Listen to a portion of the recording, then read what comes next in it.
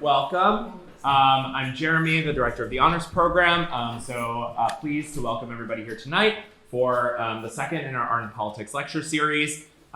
We have these lectures more or less monthly. If on your way out, if you don't know the full set of programs, you're welcome to pick up one of these pamphlets that has the full, the almost full set of events to come, including in November, I believe November 19th. We have a lecture by Italian poet, scholar Luigi Ballerini on what is being eaten at the Last Supper. It turns out eels are among what is being served, and why there should be eels at, the Passover Seder of Jesus Christ is in part the topic for that. And we have some extra events actually even beyond this program. So you want to make sure you get on our mailing list. I'm going to pass that around if people can please sign in.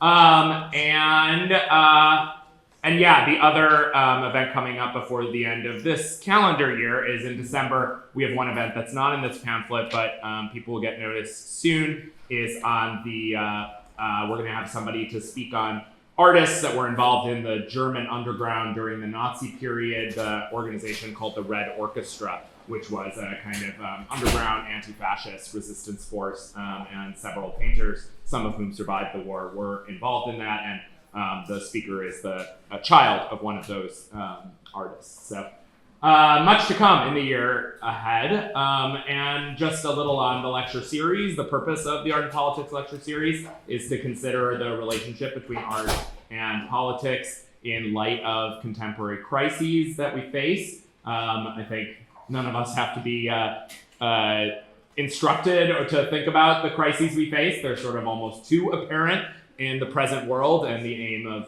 this lecture series is to gain some perspective and some insight as we can from what resources we can pull, both from thinking about art and thinking about the political. Without further ado, let me introduce our speaker for the evening, Natasha Chuk. Chuk or Chuk? Chuk. Thank you. This leads to many misspellings, what I've found out. Natasha Chuk is a professor here at SVA who teaches on media, art history, media theory, video game studies, photography, and film. She's a media theorist, a researcher, and a writer focused on the relationship between art, philosophy, and technology. She has a PhD in philosophy, art, and critical thought, an MA in media studies, and a BA in cinema studies. She's now on her second book, and that's kind of what we're here to do tonight. It's always a pleasure, really, to celebrate the birthing of a new volume into the world. And there's links for that on the website that people can get. But if she doesn't mind, yes, I'm going to just show off the handsome volume that literally was just published this week, I believe. So this is like quite literally fresh off the presses. Obscura, the photographic in post-photography. And it deals with sort of the image. Well, you're going to find out from the talk. So I don't need to go into too much what it deals with, but I think as a reflection on the nature of images, the role of technology in our especially confusing AI moment, and questions of veracity, truth, representation, and beauty. Kind of many questions that we ought to be considering anew in the face of present challenges. So without further ado, let's give a warm welcome to Natasha Chuk.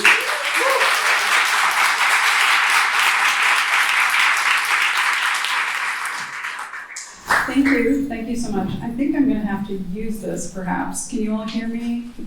I think I need to use this. Thank you for that introduction. Thank you for inviting me to be here. Thank you all for being here as well. I've been talking about post-photography for the past couple of years, and contents from this book for the past few years, but this is the first talk that I'm giving following the publication of this book. So hang on while I kind of wrap my head around this. I'm taking a small break from AI. The book does talk a lot about AI, and I'm not opposed to talking about it this evening, but I'm focusing on something slightly different in this conversation about the book. So I thought I'd say a few things about what the book is, how it's organized, and then pivot to a more focused discussion about one of the chapters in the book. So you'll have a sense of how I'm applying specific ideas to these artworks that I'm analyzing. So let me start with a brief kind of look at what I do. Some of this was discussed just now by Jeremy. This is an image in the book, kind of featuring this kind of notion of the self and identity and thinking about layers of photographic imagery and image making. And really this book reflects my multidisciplinary approach to thinking and writing and how I cross over so many of these different fields, so many different ideas out of necessity to kind of wrap my head around what's going on with image making, bringing them into conversation with topics from art history, photo history, of course, in this case, a little bit of philosophy, theory. At the center of my work is really this relationship between art and technology, and so broadly defined. In fact, I call art created objects, right? So many things can be art. I'm not just talking about fine art, I'm talking about the things that we make. And I think about creative technologies as systems of language. I really like thinking about them this way because they exist at this intersection, as I've written here, of kind of expression, interface, perception. I'm really focused on how we see the world, but also how tools help shape our understanding of the world. So framing technology as a kind of language is useful to me because language itself is a human-made system. It has a structure and a set of rules that are learned, they're not inherent.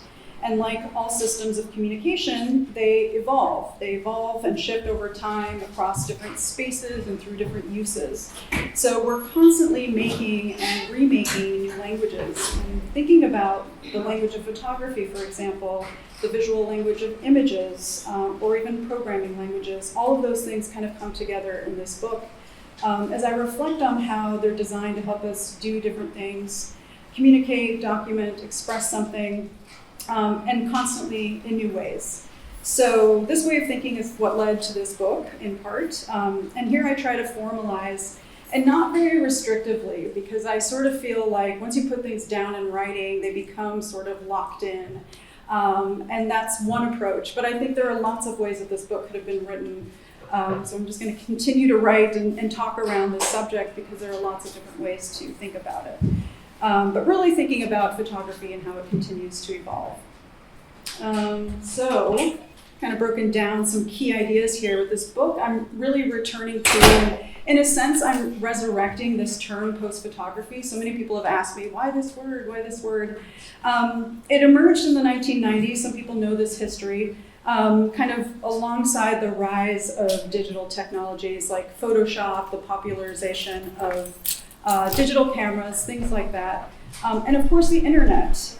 And I find it really useful today to kind of bring it back into fashion, let's say, as we grapple with the ways that images are made, the way they're remade and transformed through the convergence of all these different tools, different processes that we're using. So thinking about computational imaging, machine learning, immersive environments, generative systems, etc.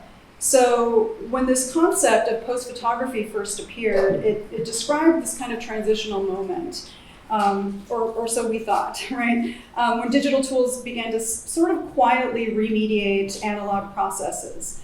In other words, I think, the things that we were doing manually, we were now able to do on screen digitally with software. And then, of course, the internet transformed the scope of photography. It became, this kind of bigger thing, right? This immense archive with lots of things to gather as source material to find existing images and references. And this encouraged different uses around imaging, things like excessive collections, or copying and reconfiguring existing images. So those early post-photographic gestures were still, of course, photographic. They looked like photos. They looked like images that were familiar.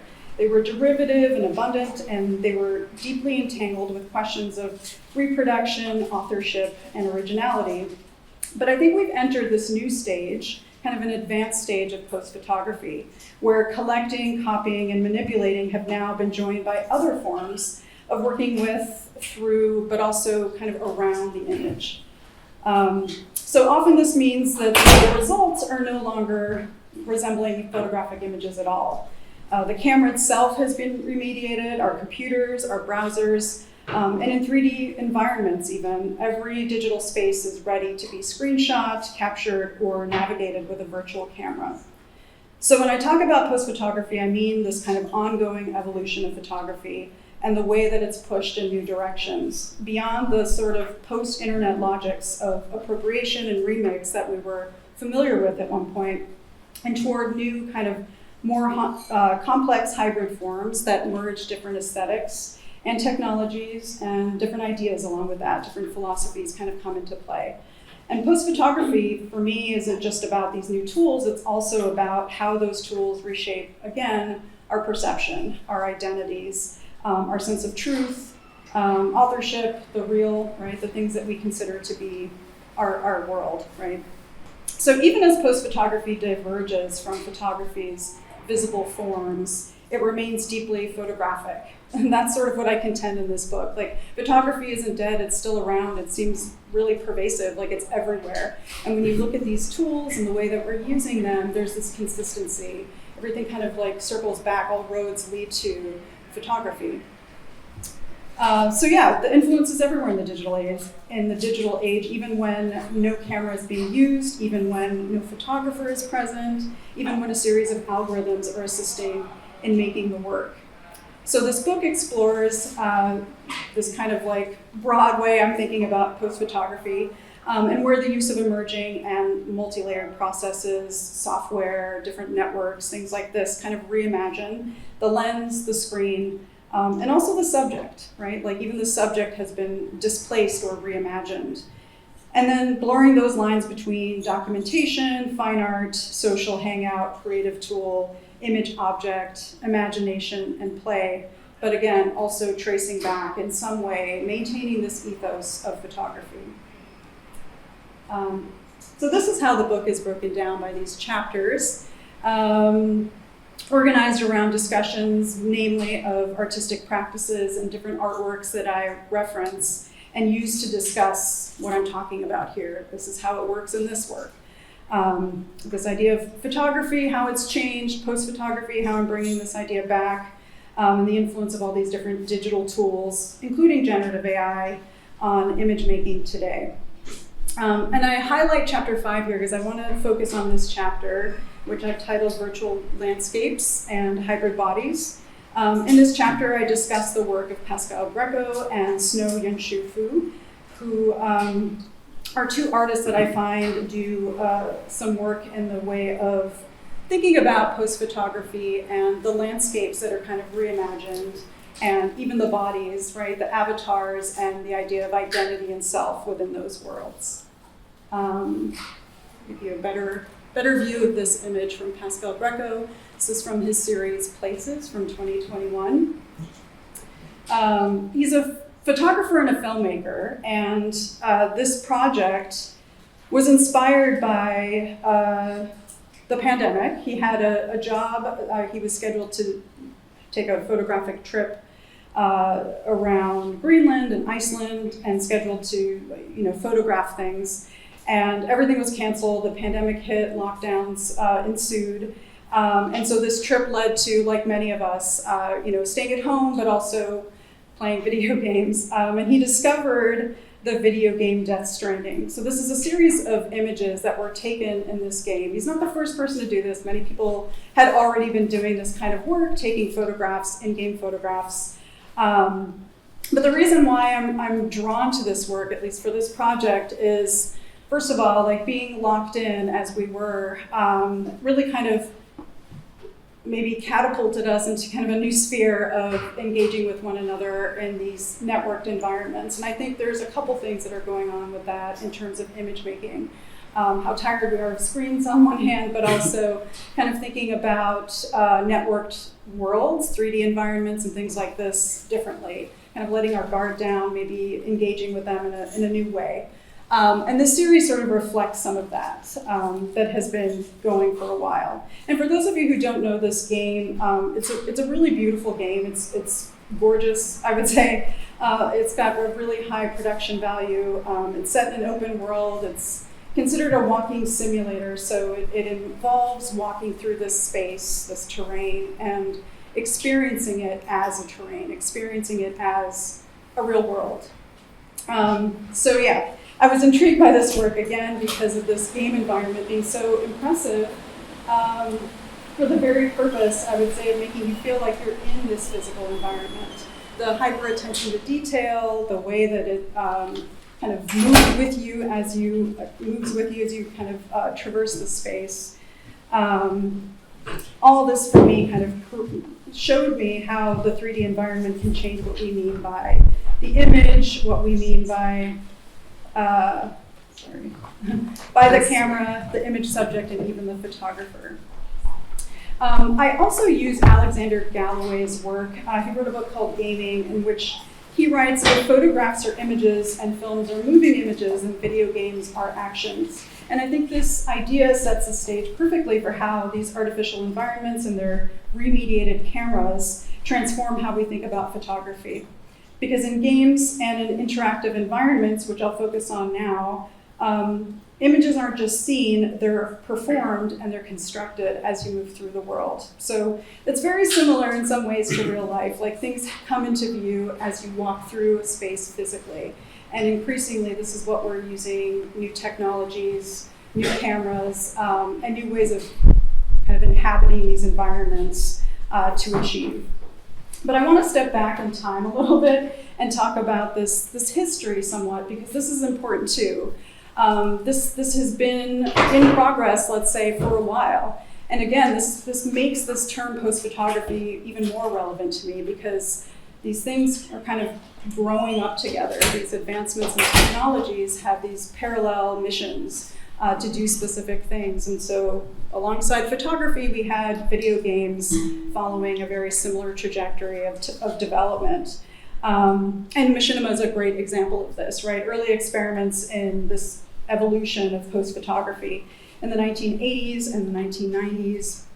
And it's a time when hacker culture was experimenting pretty wildly with software and code. It was an era of modding, modifying games, rewriting the scripts, bending systems to do whatever we wanted them to do. And out of that, we have this portmanteau, the machine and cinema, making machinima, short films that are recorded inside video games. And so suddenly these worlds, these environments became kind of film sets, and players or users became film directors. So it wasn't just about playing the game even then, it was about making something with it. And that shift from user to creator opened the door to what we think of as in-game photography eventually. So this lineage of modding to machinima to things like in-game capture, right? As I said, we capture just about everything. And then eventually photo mode, which is a specific kind of feature in a lot of games. It's becoming increasingly popular. Each of these steps pushed digital environments closer to being creative, expressive spaces. So the games themselves were designed to encourage this. Doom and Quake mods are popular because they were designed to be a little bit more flexible than other games. The game developers were picking up on this desire to change something and made that much easier. So this is a machinima film made from Quake. It's known as like the first, maybe the first recorded. So yeah, now there's lots of photo communities that make all sorts of things in the way of in-game photography, making it somewhat more common. And again, these forms are redefining what we mean by, again, the image, the photographer, even the subject. And I want to talk a little bit more too, just kind of like moving into an environment that's less photorealistic, let's say, is not trying to be real in the way that we look at cinema or live action images. But player camera control is another aspect of this that's really kind of a turning point. Mario 64, in particular, from 1996, introduced one of the first interactive camera systems. And I think to avoid any confusion, they had this little Lakitu character that you see cut off in the corner there, who floats behind Mario in this space, holding a camera. But the fact was you have these kind of parallel camera views through this little camera, kind of a reminder of this like moving 360-degree view, but also your own view, which is what we see here. So experimenting with this freedom and kind of omniscience of the camera was, kind of perfected with this game, even if it's a little bit silly. So you're not just moving the character, you're not just involved as a player character, you're kind of moving the point of view and engaging with that world differently. And then the camera itself becomes part of gameplay. And we started to see there's lots of examples of this where using the camera to achieve specific tasks or quests became kind of popular. So I like to think of this as the emergence of a kind of synthetic indexicality. And I know that this is an unpopular opinion, but this is something I talk about as well in this book. I don't know that the index is entirely removed by these advanced relationships because we still, even if there is light that's hitting a sensor in this digital environment, we still carry the weight of experience and presence in these places. And again, this is why I was drawn to Pascal Greco's work, because some of those things are starting to sink in a little bit more, right? It matters when we engage in these environments if it means experiencing something that you can't experience otherwise. So yeah, even though nothing real is being photographed, it's an early example of how there's still this trace. There's a memory of play, of being there, that's unique to the player's experience.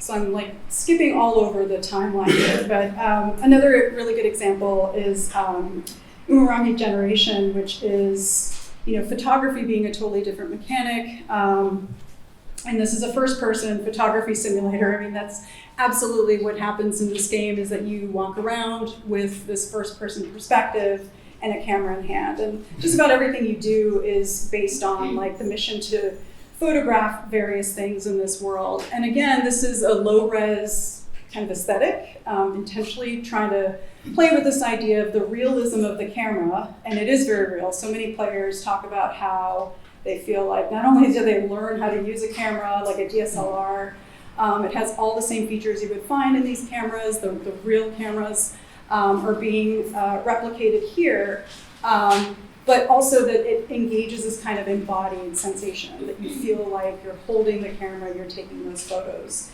The game itself does other things. It's a commentary on surveillance, climate change leading to, a world of ruin and its aftermath. It's also about youth culture. So there's a story that's told through the environment itself, what we call environmental storytelling, meaning it doesn't rely on a lot of dialogue or cutscenes and things like this. So you're encouraged to explore, you're encouraged to go out in the world and kind of see for yourself, right, as you traverse the space. So what's unique here is not again, it's not photorealistic. The graphics are not that impressive in that sense. But the camera you're using really is the real deal. It really does allow you to adjust shutter speed, aperture. After you're taking the photograph, after you've taken one, you can go to a separate screen and adjust the colors, the saturation, all the things that you would do with a camera. And then of course you can save them and share them when you're done. That's always a feature that people like. So photo modes, kind of a standard feature in more and more games, also do this, right? They replicate various things, but they also let you stage and kind of change things, more like a creative director than a photographer. So photo mode is like giving you all the freedom, all the everything, right? Like you can do so many other things. So in addition to the DSLR camera capabilities, you have the ability to pause the game, set up the action. You can adjust the facial expressions. If you have other player character or other avatars or other characters in your frame, you can adjust their facial expressions. And this adds a player-game camera triangularity. So you're able to switch between the avatar camera view and the photographer view.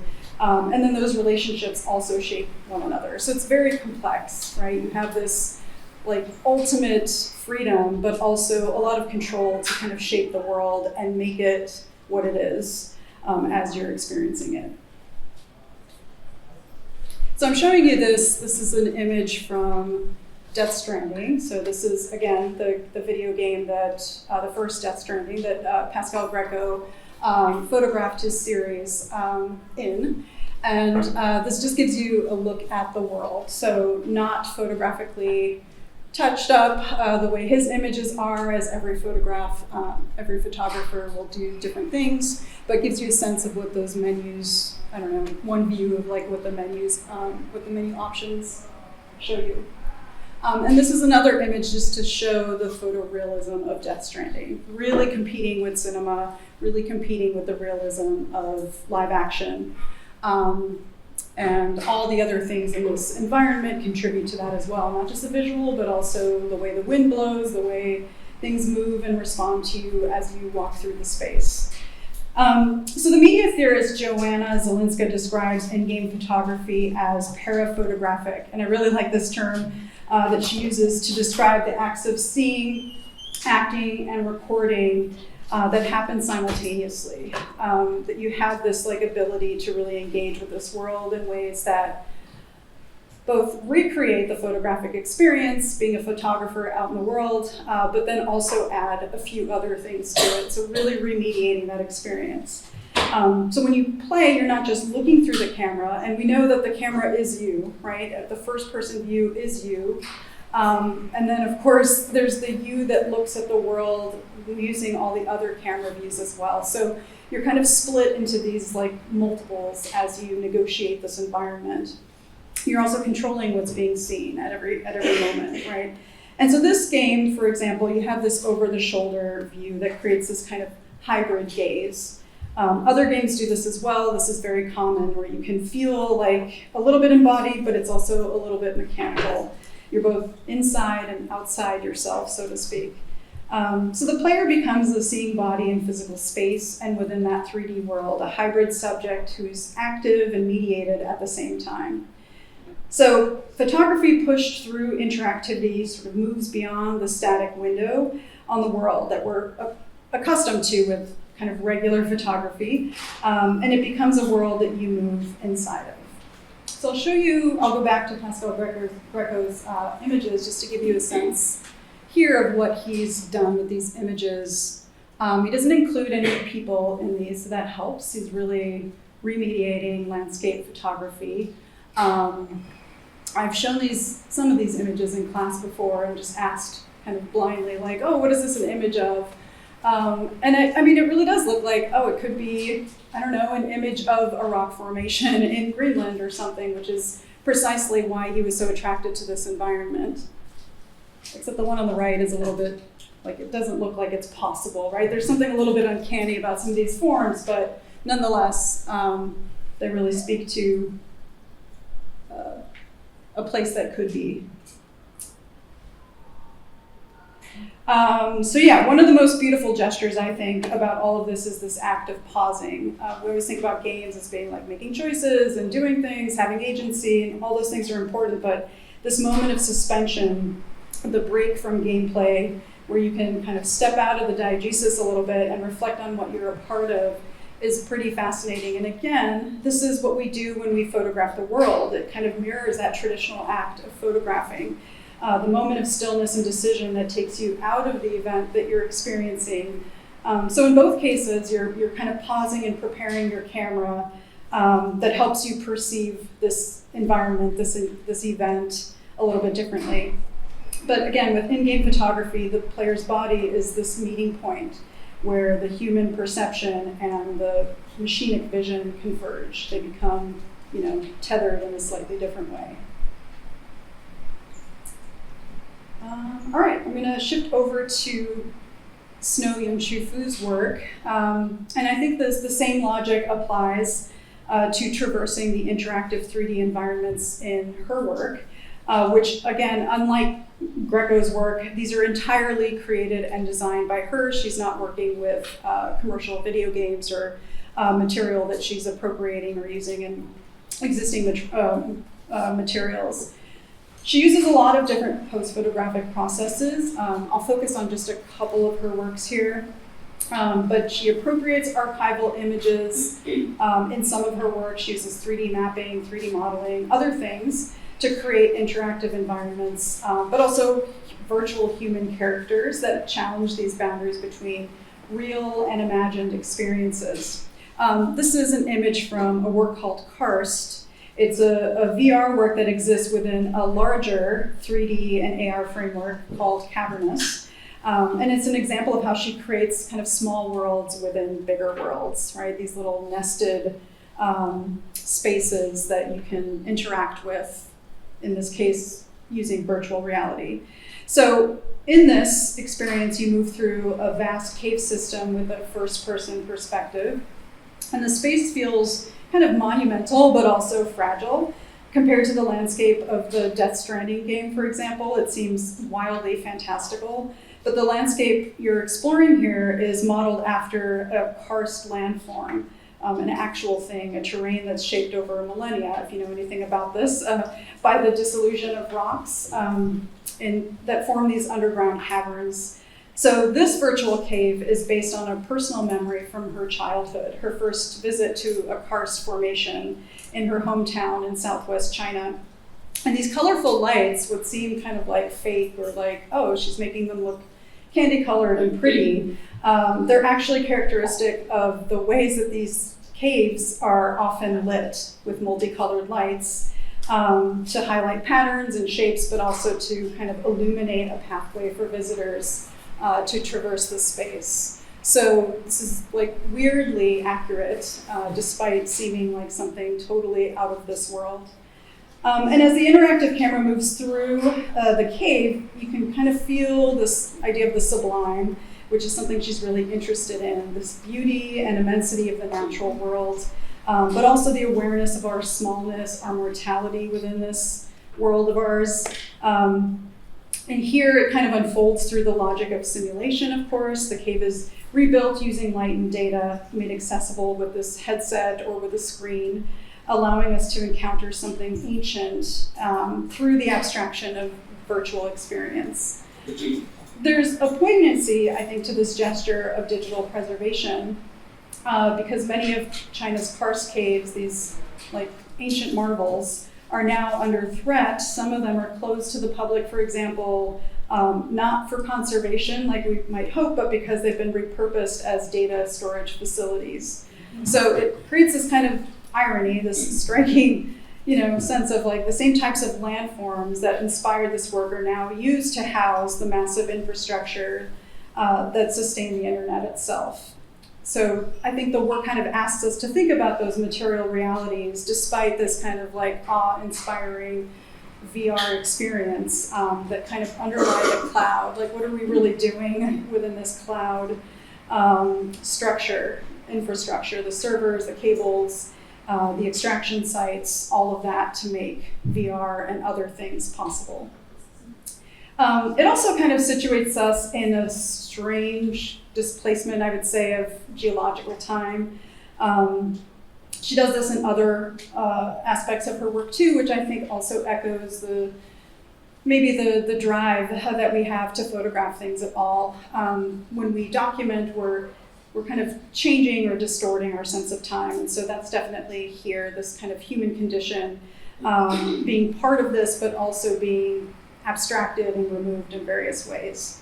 So yeah, unlike the landscape and Greco's images, the experience here, it feels a little bit more visceral and invites this kind of memory, not our personal memory, but this idea of what this space, someday this will be a distant memory for all of us, right? In interacting with environments such as this.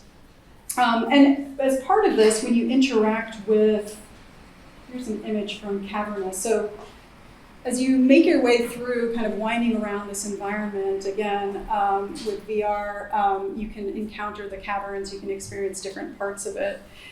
You can also experience parts of this using augmented reality. So AR, where these ideas, again, kind of reach kind of a different element of embodiedness. Using a smartphone or an AR app, you can bring these digital worlds into your own world, superimposing them. These virtual flames and figures and things can become part of your environment the way AR works. And AR for me is a really kind of perfect example of post photography because it doesn't hide those layers, it actually exposes them. It's undeniably about layers of imagery, and even experiencing something on your phone and putting that out in the world becomes this additional layer, and all of that becomes really physical and really kind of poignant. So yeah, I would say this is definitely a post-photographic lens. It acknowledges photography's logic, the impulse to document, to translate, to preserve, but it also extends into the digital, generative, and interactive forms. And this doesn't recreate a real place. This looks less like anything we would ever encounter. But it also isn't pure fantasy. You know, she's kind of working somewhere in between these poles as a compositive documentation of the climate crisis, speculative imagination, and even affect. And I think that also kind of gets extended into this work. This theme of crisis carries over into a piece that she calls Run Valley City. It's an interactive art game. What I like about this too is like thinking about photography in terms of stillness or in terms of kind of movement that can be captured and frozen in time. Here, this again gives us an interactive, a different look into the interaction of a 3D environment, where again you're moving through it, you're entering it, you're inhabiting it. It becomes this kind of nightmare experience. It's interactive, but there isn't much you can do. You have basically one mechanic, you're running or walking very fast. And this kind of reconstruction of an event that blurs documentation and imagination. The player controls this barefoot avatar that's kind of glowing, dressed in a nightgown, running through this flooded city at night, all like conditions that are not ideal. And you can't really stop, you can't win, like there isn't that kind of logic to it. You also can't lose, you're just sort of running through it endlessly. And it was inspired by the massive flooding that hit southern China in 2020, and of course flooding events that have erupted elsewhere, all over the world, these environmental and humanitarian crises that are displacing people and affecting the life of so many. So this work isn't a direct depiction of that event or any of these events, but it does kind of act like this digital echo, and I think this is another space where post-photography has an ability to express through these attempts at reconstruction. The digital environment isn't trying to illustrate this flood, it's kind of translating it into a dream state instead. And by giving the player agency, sort of, to walk through this space, you feel it a little bit differently than you would otherwise, than you would if you were looking at this still image, for example. So yeah, this desire to record or to bear witness in some way is being translated in a slightly different way. This flooded city is expressive, but it's also documentary in some ways, documenting the sensation of the crisis and other crises, rather than its realism or this kind of fidelity to what the world looks like. I think this also has a way of transforming photography's function. It's not about entering into this space of the fixed notion of an image, but encourages a kind of wandering. And her work is also a little bit like self-portraiture in that it's somewhat autobiographical. And like all digital images, I think it depends on the same kind of mechanics, if you will, of photography, light and sensors and computational processing. One of the things that I talk about in this book is that every computer is sort of a camera. Every computer is, again, like giving us the ability to manipulate, but also capture, to do the things that we do with photography. So it's kind of reorienting this notion of what we can do with the image. And showing how digital media can document, again, not just what we're seeing, but also experiencing in the world. So I will offer a bit of a conclusion here. And I have just one more image. This is a work in progress of snows. And this promises to be an even more kind of epic environment. But I think in-game photography and interactive 3D environments fuse these real experiences with kind of virtual wandering and discovering and traversing fabricated landscapes. And these fabricated landscapes are not always meant to look or feel realistic so much as they give us alternatives to the spaces that we interact with on a daily basis. And increasingly we're able to not only freeze them through screen grabs or screenshotting, but also manipulate them like we would with a camera. So as with photographs taken of the physical world, images in these environments signal the presence of a witness, engaging the ethos of documentary and landscape photography, getting us to rethink or extend some of those traditional notions of what that can mean. And these environments are also what the theorist Ingrid Holzel calls soft images. I really like this term as well. Algorithmic images that are not only malleable, and you could argue that almost everything is, both algorithmic and malleable in the digital world, but also infinitely computable, and are also themselves part of the program. So they're not separate in the way that we might experience the separation of an analog photograph from the system itself. And we could argue about like where those lines are drawn, but the point is, digital images of this kind sort of are tethered and dependent, like this image. I always use this as an example. This is an active image, it's not still, right? This is a projected image that's actively responding to everything that's going on systematically to ensure that we're able to see it. And so I like to think about that instability overall and all the things that could happen to change that stability, and often do happen in the form of a glitch or a mistake or something. It calls attention to the program itself. And in a sophisticated kind of remixing of 3D modeling and graphics and animation and the virtual camera and all these other things that are coming together, these environments offer feedback on the level of visual perception and behind the screen, the level of computation, right? And that's where we can get into maybe some debates about like the role of AI and things like that. What is it doing behind the scenes? Increasingly behind the scenes, increasingly abstracted, maybe hiding in plain sight, but mostly unknowable to us. These worlds are calculable and calculated through photographer participation, right? You as the photographer, potentially always. And these are only partially ready-made worlds awaiting our arrival and witness. So I think photography, to conclude, has always been a technological art. And these are examples of how it's evolving, once again, kind of has established itself as something maybe post-post photography or something beyond what we used to call post-photography, but definitely rooted in the photo language or ethos. I think optical realism, moving from that to algorithm, synthetic, and participatory forms of vision become part of that language. And so the camera is no longer something we're necessarily holding. Often we're not holding a camera. Even our phones are sort of like quasi-cameras. But something we're inhabiting and kind of becoming a part of. So that is all.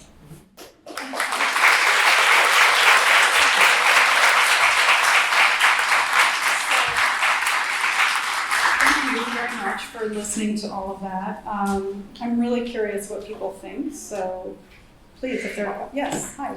Hi, yeah, no, I really love this. I'm glad I came because it does remind me of all the worlds that are like Grand Theft Auto. Like there's a lot of great YouTube videos where people go through nature walks in Grand Theft Auto to find the details. Yeah. It is absolutely fascinating just to see how many things people will actually discover. For and sure. then there's also like all these like dead digital worlds people are exploring now. It's quite fascinating to see this. And, Yeah. Growing up with a lot of low poly, like 3D home architect programs. And so it's just like, it's really neat to see like how someone has taken this into art. Yeah, absolutely. And really like a practice of everyday life, right? Like both, again, this kind of fine art practice, but also YouTube, right? People just sharing stuff that it's just something to do, something to explore. Thank you. Yeah. Another thing I was on the topic of like photography in video games. Would it really make someone an artist through just exploring someone else's art? Mm-hmm. That's kind of how I perceive it. Yeah, you're talking about these images? Yeah, so taking a photograph in a world that somebody else made or other people made. Yeah, I mean, it's a really fair question. As a photographer, it's interesting because and if you've played a game like this using photo mode and this kind of level of sophistication of it, the way that it remediates, like I said, the camera, and gives you all these options, you'll see here, moving the camera, rotating it. I mean, this isn't the best, this doesn't give you all the features or all the options. But thinking about focal length, thinking about like how you're using this camera.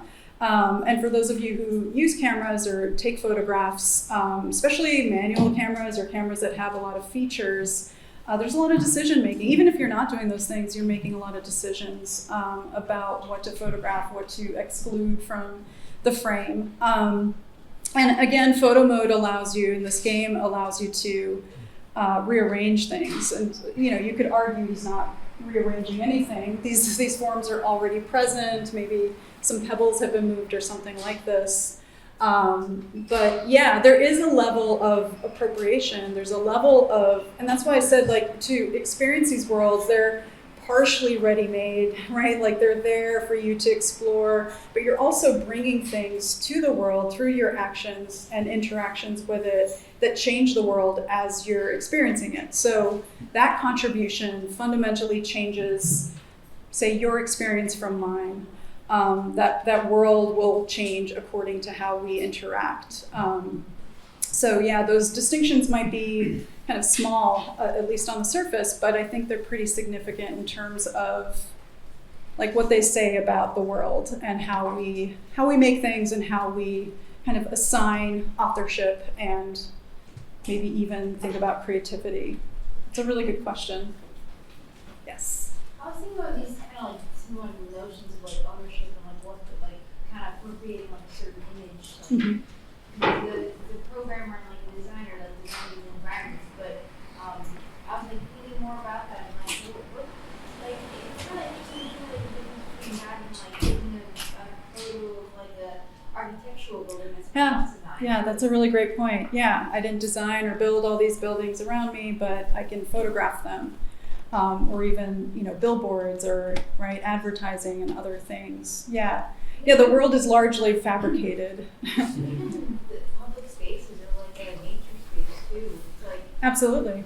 you're kind of appropriating or like transforming into something that's for everyone, something that's just part of the earth. Yeah, absolutely. Yeah, I think about like human designed ponds or, like planting. I mean, all I guess, yeah, all of it can be kind of thought in this way of like our own intervention and the way that we're shaping the world. Yeah, that's a really good point. Hi, yes. Hey. Hey. I've had the pleasure of making my way through the book. Awesome, Which is yes. exciting.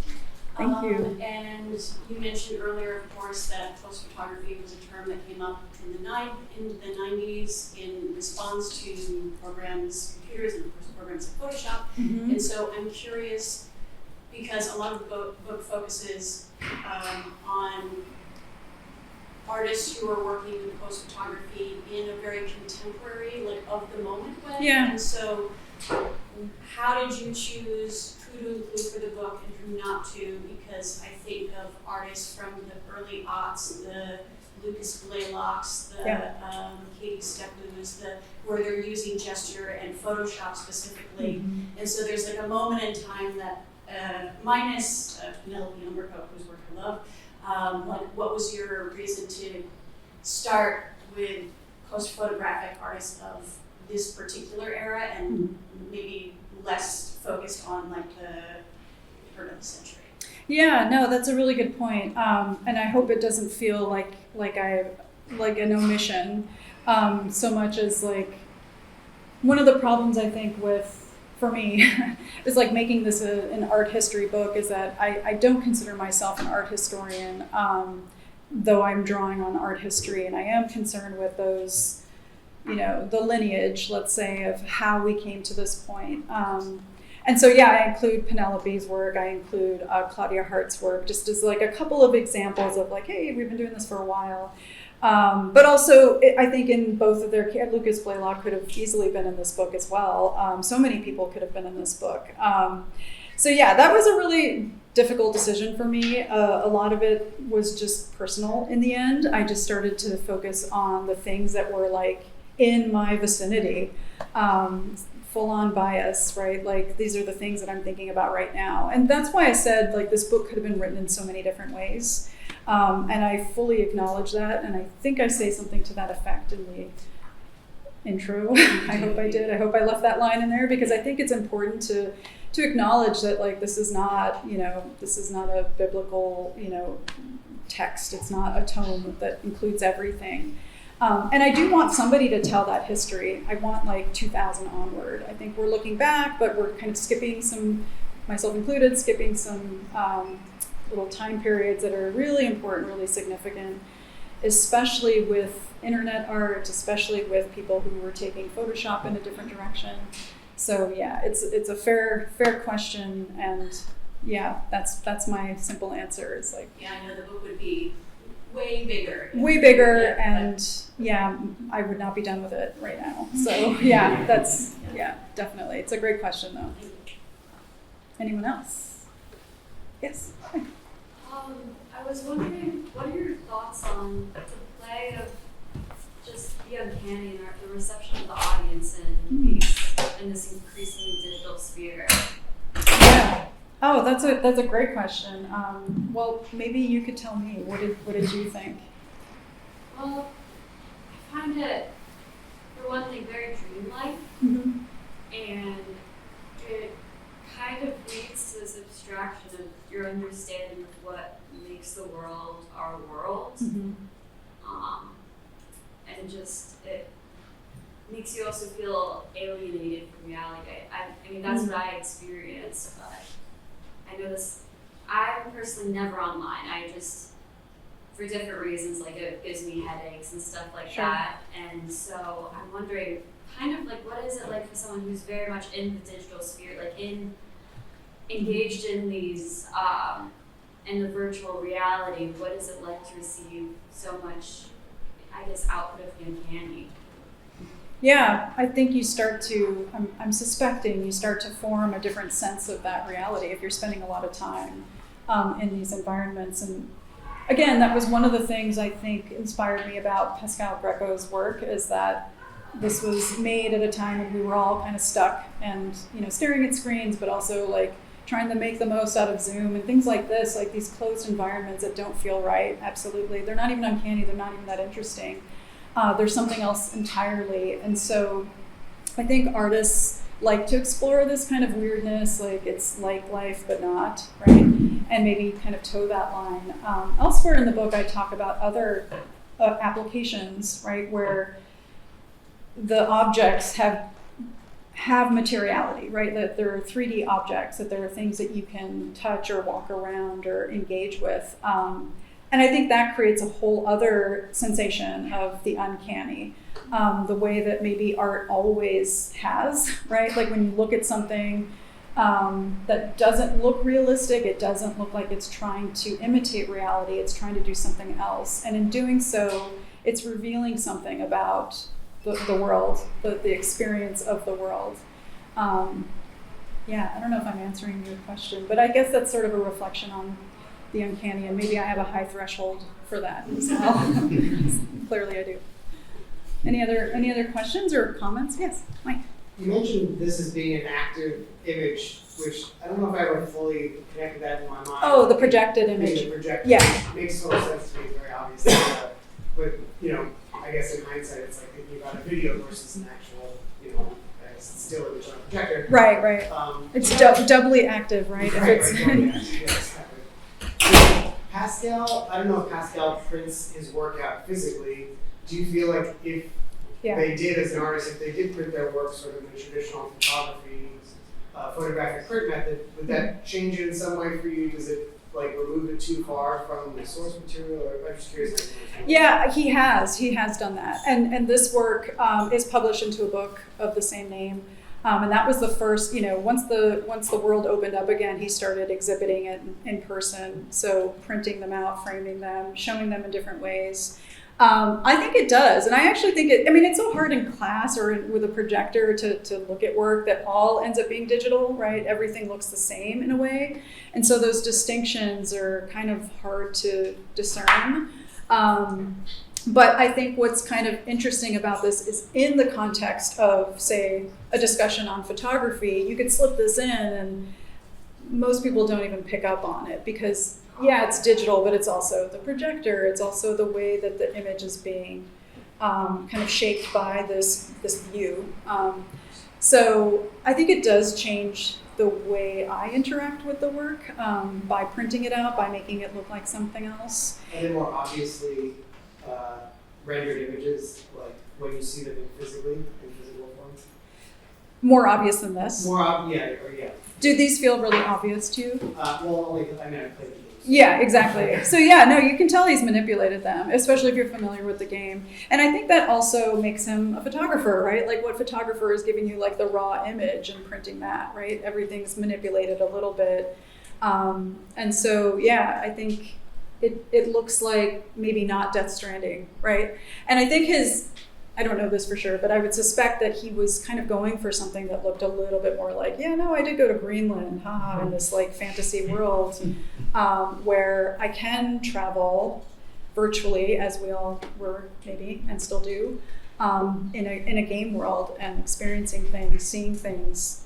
And the other thing I want to point out that I talk a little bit about in the book is like, he can go to Death Stranding, or you can go to Death Stranding. Like we can go to these places that people photograph, distant, whatever, beautiful vistas, and maybe visit them ourselves, but most likely we won't, right? And so it kind of invokes that tradition, I guess, of landscape photography. Like you go there, you tell me, right? Bring back the beautiful pictures. And then you get a version of it, right? Told through, his interpretation of Death Stranding. So you don't have to play it, you just get to appreciate this world. Yes. I just want to give a shout out to game designers. Not that I am one, but there's a filmmaker, Phil Solomon, who did a whole series of films that were made in Grand Theft Auto. Yeah. And was, I guess getting all of these cheats. I don't know how to term it. Yeah. Little cheats that you could do, and yeah. made a whole film out of like looking at the Empire State Building over 24 hours and the way that it would change and lighting and. Like some game designer didn't have to go that far. Right. But it's such an act of generosity, to give us those possibilities. Absolutely. This environment that you can like pop into. There's a term that's used, persistent environment, for like to discuss the worlds that exist 24 hours, right? Like log in anytime this world is there. And that's just kind of, persistent, like it's just going to keep going. And every now and then there's like a server that crashes or whatever, but for the most part it's there.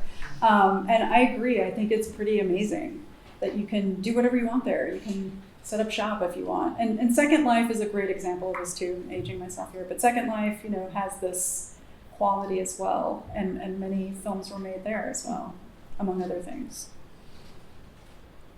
Any other? Hi, Bob. Thank you for this, Natasha. Thank you. I came up with this question for you. I think it's relevant. I wonder if the idea of the photographic act that we all do every day, if in general, AI or whatever, whether it's moving from some idea of capture to simulation. In other words, like whether the subject is real or not real, like I wonder if that's actually technically error movement. How do you have a reaction? I would say yes, absolutely. But I would also argue, and I sort of answer this question or address this issue in the book, I would argue that it was always about simulation. Oops, I said it. Really, because I invoke Willem Flusser's work where he talks about the technical image and the particles, right? Like the technical image for him is fundamentally about like harnessing these particles. I think we have more particles now than ever. Things are like more fragmented than they ever were before. But we also have more ways of gathering particles, combining particles that maybe don't belong together, whatever, if we could extend this metaphor. But I think that that's probably always been the case, and we've just amplified it with all the technologies that we have now and the things that we're trying to do. And I think it's harder to see. It's harder to see those things happening because we're not using chemicals, or we're not seeing how those particles are coming. Some of us are using chemicals still, right? So analog photography is still present in all this, but alongside that, I think we are moving toward simulation. Yeah. Yes. Do you consider the digital subjects real, just because they're digital? The digital subject? I mean, like, what is being captured just because it's digital, does that mean it's not real? So to answer your question, is it real? I think what I argue is that you become that digital, in part you become that digital character because you're sharing a gaze, you're sharing this view, this literal perspective. And I think that's interesting too in the context of like photographing something. And of course, for those of you who take photographs or think about photographs this way, if I'm photographing this environment, anyone's photographing an environment, my presence is implied as the photographer. And so does that make me real? Does that kind of like, I think it's something along those lines, that there's this abstraction or this inference to a presence and all the things that are attached to that, like an identity or something. But even in games, this is like tricky, right? Are you the player character? Are you yourself? You're both, obviously. Like you're making decisions on behalf of, depending on the game, and it gets very complicated. But I think you have this kind of like shared motivation, let's say, as you play. And it really is about role playing, even when it's not strictly a role playing situation. I think it is akin to theater or something like this, right? There's a performance involved. Yeah, that's a good question. Yes? I just wanted to comment on that. Because I make video games and I work for video games companies. Inside the world of video games, there's also the concept of whether something is real or not, even if it's within the game. For example, if we see a mountain in the background, but the player has no chance of going there or interact with it, we call it fake. Because, there's it doesn't matter. Exactly. It doesn't matter. Exactly. It's like a background. Yeah, and in theater and in film, the terms diegesis are used, right? So diegetic and non-diegetic to distinguish between like what the characters perceive and what you perceive, because you can perceive things that they obviously don't perceive. So that's another way of thinking about like this lineage, like, oh, we've been doing this for a long time. We've been doing it in theater all along. Yeah, so I was considering if it exists and you can interact with it, then obviously make it any less real. So I guess that's right. Exactly. Yes, I guess my question, this is like bordering on Heidegger, so maybe dangerous territory, but I guess my question is, you use the word worlds a lot in your talk, and I was just thinking about this, that there's a kind of interesting aspect of like, these kind of digital virtual worlds in a sense being more prevalent, but on the other hand, what we could say about maybe some of the contemporary experience is like a much greater sense of worldlessness. If by world we in part mean like a human meaning, as well as like sort of encounters with others. I mean, I'm thinking about, things we know about society, like the rise in loneliness, the rise in human disconnection, increased mass shooting and feeling like other people are not real and to speak to reality. So I guess like I'm curious how you see, and maybe precisely that pausing you're suggesting is worth doing in photography is precisely to bring attention, maybe a little self-consciousness to that. But I'm curious about, it seems to me there is in some ways an epidemic of worldlessness at the same time as these digital worlds are getting more and more complex and rich. Yeah, absolutely. No, I think that's a fair point. There's certainly concerns around like the consequences of having the ability to wander around. I mean, this game is so lonely, right? For people it's like a lonely experience. And I think that's kind of interesting too. Like there's something very kind of artful about that approach. We're kind of afraid to be alone, even if we are experiencing, right? We don't want to ever feel like I'm alone with my thoughts. I have too much time to think. Which, as we know, there's all this research that points to walking as giving us like, this encounter with the self, right? So my best ideas happen when I'm on the move, right? When I'm walking. And so there's something kind of interesting about that, and I don't want to discount like the benefits, but to speak to this idea of worlds or world, I love the term world building, and this is a term that is used for all media and all storytelling, and this concept of the narrative wrapper, and not just strictly the story that's being told or can be told. And in this game, there's multiple ways that you can experience storytelling, both through kind of this progressive prescribed story, but also through your own experience, which is emergent. It's like what you focus on or what you think about or care about. But this idea of the narrative wrapper for me is also about this kind of like system of rules and the ecology of that system as a result of it. So I think worlds exist everywhere. We could say this is a little world, right? The world of lectures or the world of education or whatever it is. So yeah, I don't know that there's this kind of hard line for me between building worlds like this because it's kind of lonely and you don't need to interact with anyone if you don't feel like it, or other worlds like that are somehow worse than reading a book. Where I'm not reading aloud to anyone anymore, I'm reading to myself quietly, and hopefully nobody's talking to me while I'm doing this, right? And I could do it for hours, and maybe even tap into this world, right? That's real to me. I'm picturing it. It's amazing. It makes me feel certain things. Yeah. So yeah, that's how I like to think about worlds in these environments. But I will focus now on using that word less. I didn't realize I was using it so much. The things that, yeah. Anyway, any other questions? Yes? My question is that should we see everything we see online as a simulation? Because we're living in a world with better technology, we now have AI tools, have a few different kind of filters. It seems like all the online content altered from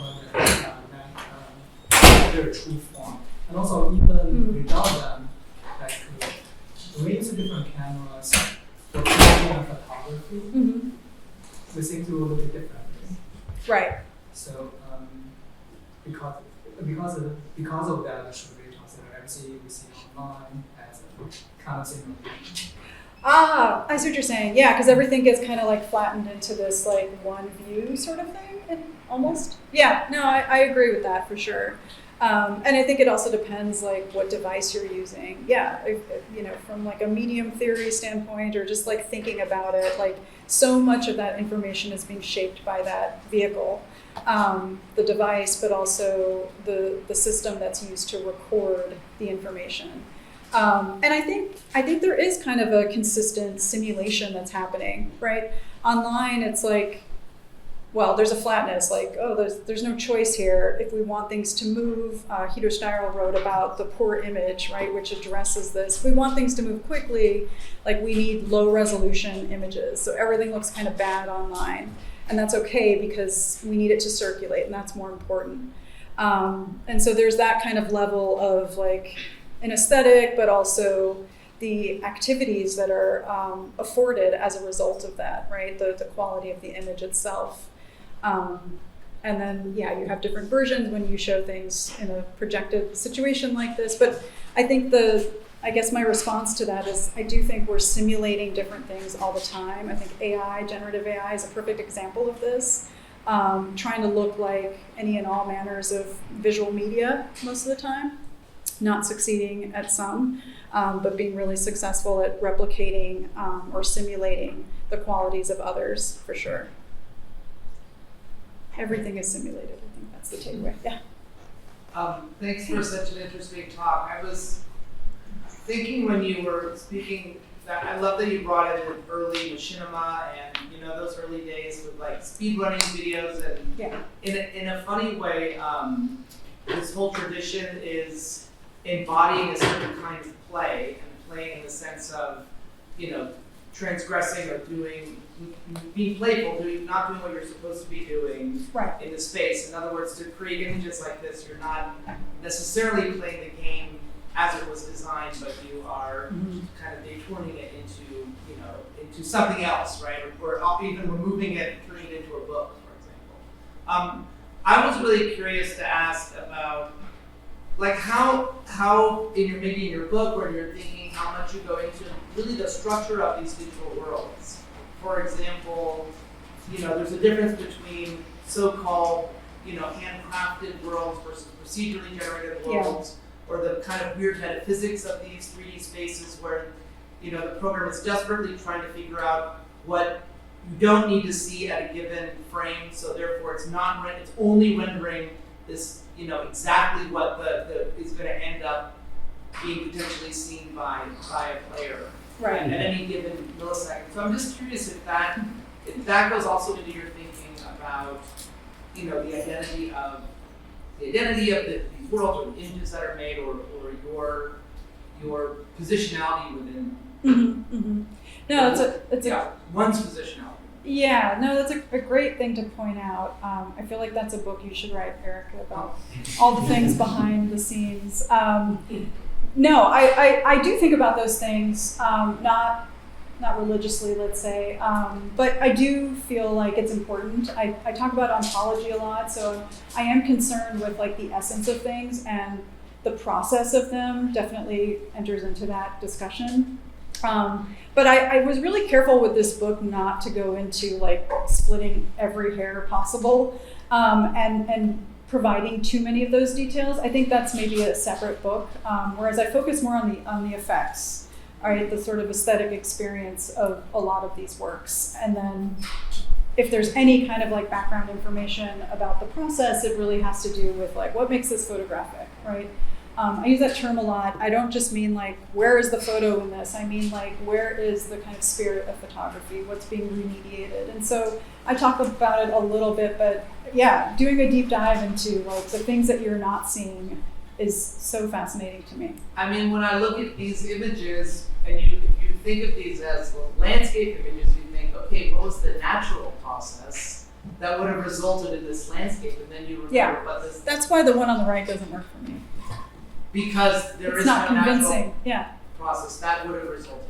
Yeah, I mean, unless I'm missing something about geology.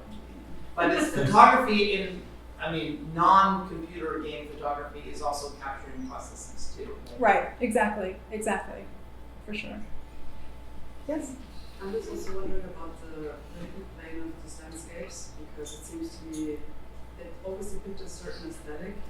And I'm just wondering about, when you go to a place, there's a colonial history, there is a mining history. So I'm just wondering, when you see this landscape, and it's supposed to be Greenland, where's the political plane of the place? Well, it's not supposed to be Greenland. It doesn't exist. The place doesn't exist. But yes, it references vaguely a place that might be familiar to you, or a place that could exist. It suggests all of that. But these are actually quite lush, though this one isn't that lush, but the whole environment is pretty desolate and feels like, oh, it's the end of the world. Of course, this is what it will look like, or this is how we've seen it in Hollywood movies or whatever. It's a vision of an environment that doesn't even look like it can support life everywhere, right? Like it's not giving back anymore. It's done. It's exhausted. So that's part of the experience of walking around in this and feeling maybe extra lonely as a result, like, oh, what is there to live for? Maybe nothing. There's a little bit of that, and I think sound design really contributes to this experience of solitude and whatnot. But yeah, no, I think those things, those questions, I hope are often, are being addressed as we experience worlds that could also just be places where we go and play and forget about our lives and forget things that matter. I think increasingly, games like this especially, in the time when it came out, I felt like, oh geez, this was like I don't know, predicting the future in a way, or predicting the moment we were in as it was. I think it was released in like November of 2019. Slightly different schedule around the world, but around that time, just before the pandemic hit. So it felt kind of deeply resonant with the things that were happening in 2020 and thereafter. And maybe another question, because I was also just wondering about this markers in memory, watching this. Mm-hmm. And I don't know if you're familiar with the work, I guess. Of what? I'm sorry? This markers in memory, which is now obsolete medium. Right. So I'm just wondering about if you no longer can access this world, where do they go? And how do we store them? And how do we have access to them? Yes, I mean, so many questions about that. It's a constant problem, especially in the digital world, but all new media has this problem, preservation, but also accessing things, accessing them in the way that they were intended to be accessed.